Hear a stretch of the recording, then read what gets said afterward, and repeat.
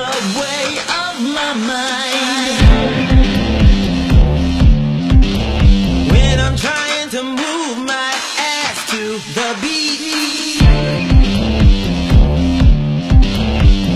words they say we need to communicate. Take a moment to swallow some of these. Colonial, Victorian, superior, entitled, African, Cuban, indigenous, and I'm black like Jesus.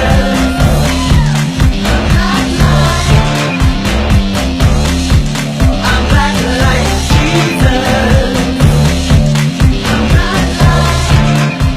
Jesus. Guys, welcome to Queerguru TV and welcome to Provincetown. Now, who is who?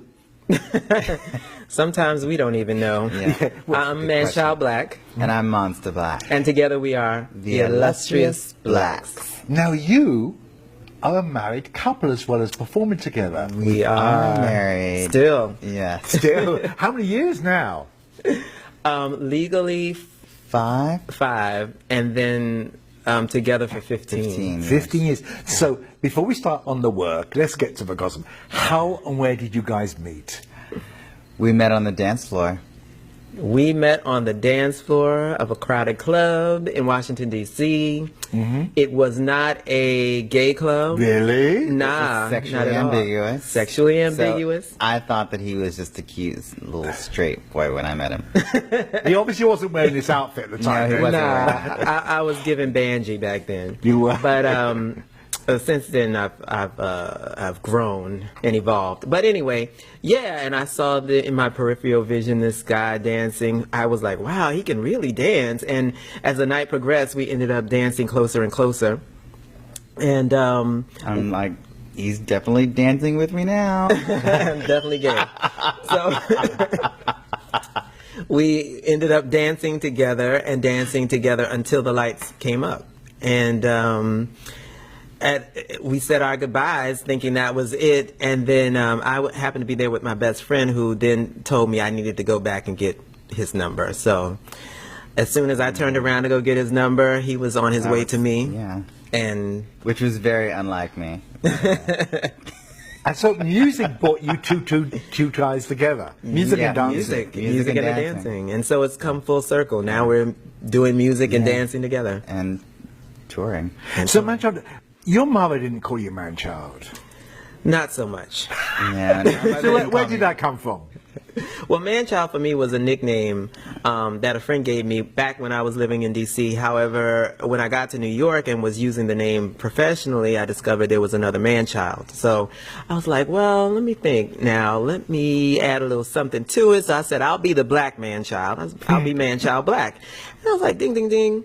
That works. So I kept that name. A monster? How do you get a monster? I was given that name when I was in undergrad performing arts school. They called me Little Monster.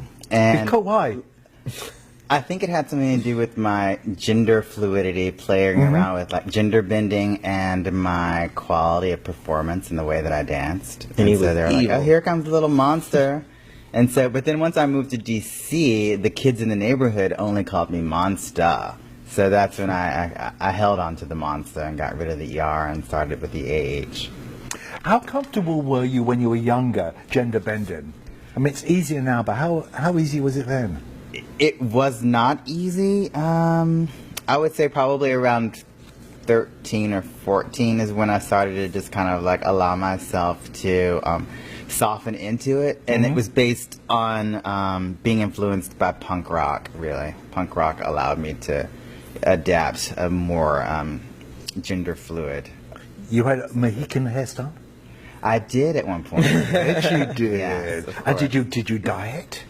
It has been dyed. It was, yes, which is part of the reason why it's now bald. And like the front cover of this week's Provincetown magazine, which you two are graced on, you've both got big heads of hair. Yeah. Is that real? No. Oh, it's No, impressive. it's real plastic. real rubber. Well, maybe- Real rubber, yes. They wash that much better. So you're here as part of Afterglow Yes. at the P-Town Art House. Your first time. Yeah. What's your show? Describe your music. That's what I'm trying to get my head around. What's your music? It's a combination of bionic boogie, Afrofuturistic funk, hypnotic house, and a dash of punk. Yes, danceable. Danceable music, yeah. Wow, that's a mouthful. That's a mouthful. But that's not usually what one would associate gender bend or even gay people with, is it? Well, the thing with us is we have so many different influences. Part of how we got together was our love of music anyway. And we found that we had similar tastes in music, you know. Although I would say he introduced me more into the punk sound and new wave, yes. and new wave from back in the day sound. But we both love like the Prince and David Bowies and Grace Joneses and Stevies and Parliament Funkadelics and all of that. And so, and of course dance music. So it all finds its way into our sound. Yeah. So it's quite nostalgic in part of the way. You're talking about people I remembered. Well, I think it's important to draw from the past and then take that and move forward. So You've got this wonderful urban show, Hyperbolic, Hyperbolic. which you played successfully. Congratulations in Joe's Pub. Thank you. And now you are this urban show in the middle of the country, in Provincetown. P-Town. P-Town. You're virgins. We You're are P-Town. virgins. You're P-Town virgins. We finally made it. We came to claim our gay card. We're no longer virgins. That's right. We want our cards laminated. And we're happy to be here. We're very excited And to we're be hoping here. to return. Yes, and big shout out to Quinn Cox and the whole Afterglow Festival family for having us. So you're going to go full throttle tonight on your Oh, show. what? This is.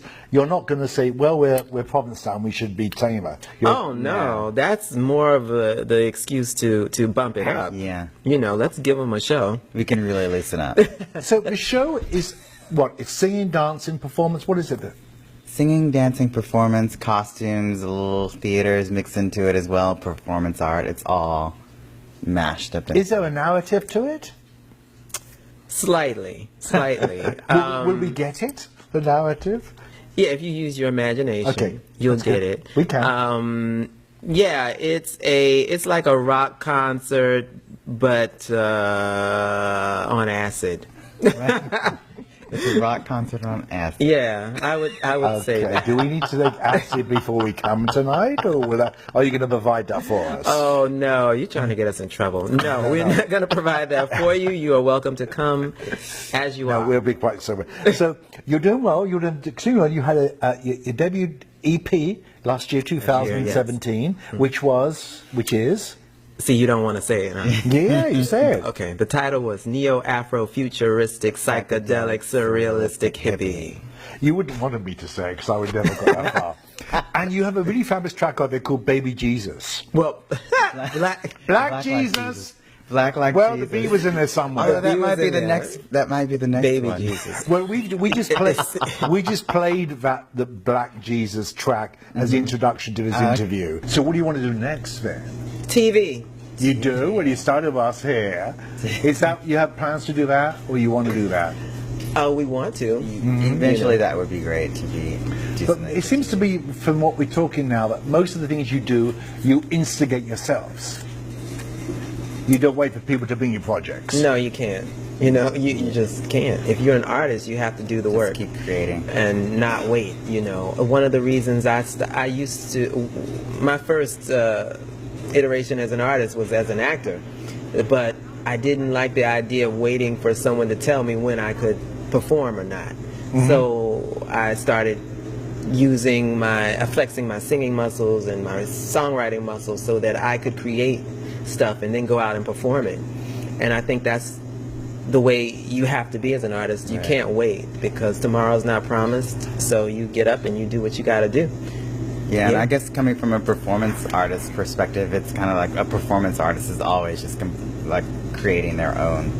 You know, you're constantly dreaming up new things to do. So Are you always in sync like this, the two of you? No. What do you fight about? The most that we fight about are the performances and and music. To be honest, we do have a pretty peaceful relationship. We don't fight very often, but most of the conflicts arise from our how we shows get to the finished product. the process. The process. We have completely different ways of starting something, I think. True. Yeah. True. But now that we've worked on stuff so much, you know, we've developed a rhythm, so it's not as intense as it was. Thank God. Excited to see your show tonight. Thank you. Thank you for coming Thank to you. P-Town, and Check us out on Yeah. IIlustriousBlacks.com. Yeah. and then come back. Yeah. Yeah. We love it. So Definitely. you'll see the Illustrious Blacks in P-Town much more. Follow us on Instagram, The Illustrious Blacks. Yes, and Facebook. And we want to thank Queerguru TV for Yes. giving us love. Thank you so much for Thank the you support. for giving us love back too.